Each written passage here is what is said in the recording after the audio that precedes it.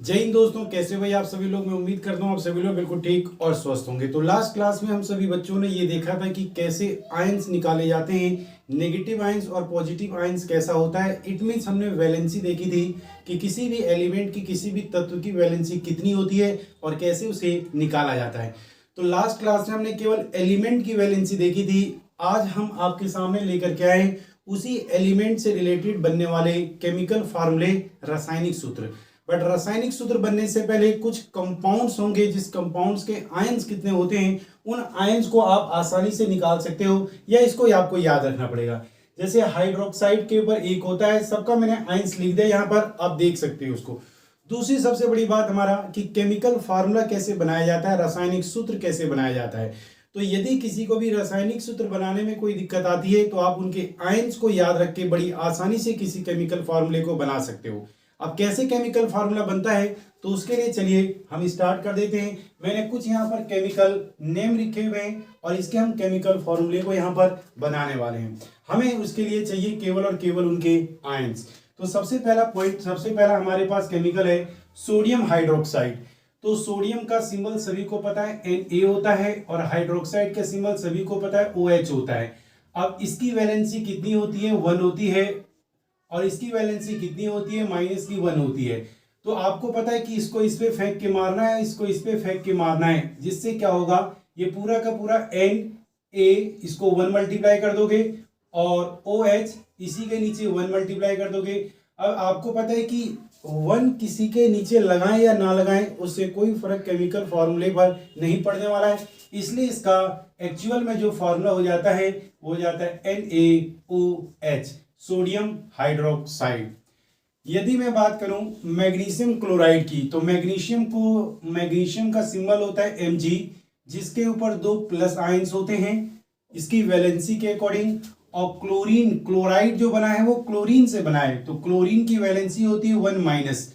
तो इसको इसमें फेंक के मारेंगे, इसको इसमें फेंक के मारेंगे और हमारा यहाँ पर फार्मूला बन जाएगा Mg1। नीचे लिखो या ना लिखो कोई फर्क नहीं पड़ने वाला, बट यदि ये क्लोरीन है तो इसके नीचे आपको लगाना पड़ेगा 2। तो ये क्या बन गया हमारे पास, मैग्नीशियम क्लोराइड।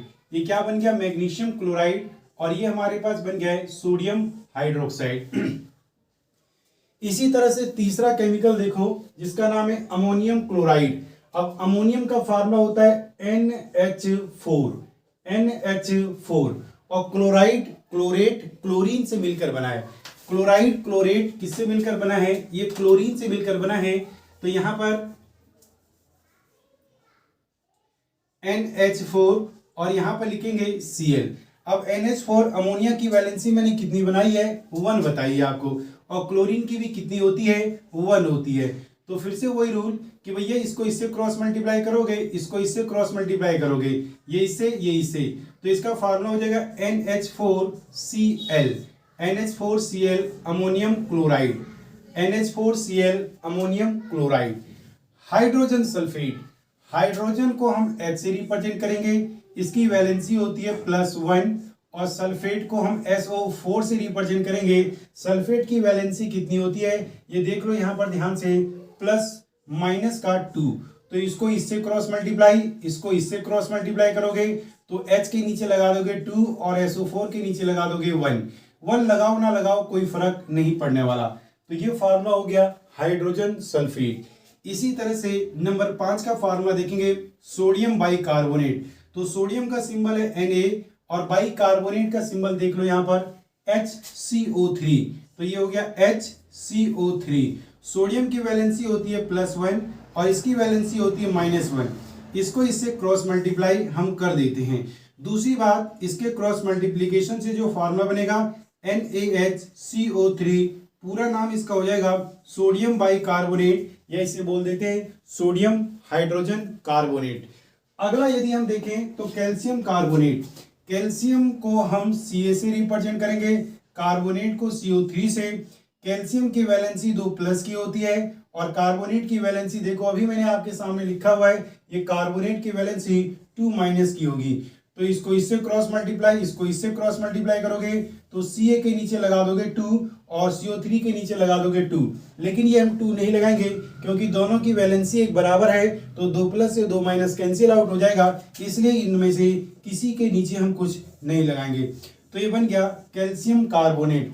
इसी तरह से चाहे दुनिया भर के कितने भी केमिकल हैं, यदि वो केमिकल हैं तो आपको पता है कि उनके अंदर कंपाउंड बनेगा, और कंपाउंड जब बनता है तो उसमें एक मेटल और एक नॉन मेटल मिला हुआ होता है, एक मेटल और दूसरा नॉन मेटल। अब इसके कंपाउंड बनाने के साथ साथ इसके केमिकल फार्मूलों को हम कैसे बनाएं, तो उस केमिकल फार्मूलों को बनाने के लिए मैंने आपको ये बेसिक चीज बताई। तो किसी भी केमिकल फॉर्मूले को बनाने के लिए आपको केवल और केवल क्या चाहिए, उनके आयंस के बारे में पता होना कंपलसरी है। ये नहीं पता होगा तो केमिकल फॉर्मूले को आप नहीं बना पाओगे। ठीक है, तो इसी तरह से और रोचक वीडियो को जानने के लिए आप सभी बच्चे चैनल को सब्सक्राइब करेंगे और बेल आइकन के बटन को दबाएंगे। मिलते हैं जल्द ही इसके बाद अगले टॉपिक के साथ, जहां पर हमारा केमिकल रिएक्शन होगा। तो अगली क्लास में हम केमिकल रिएक्शन को कैसे बनाते हैं उसको सीखेंगे अच्छे तरीके से। जय हिंद, जय भारत। 9 बज गया।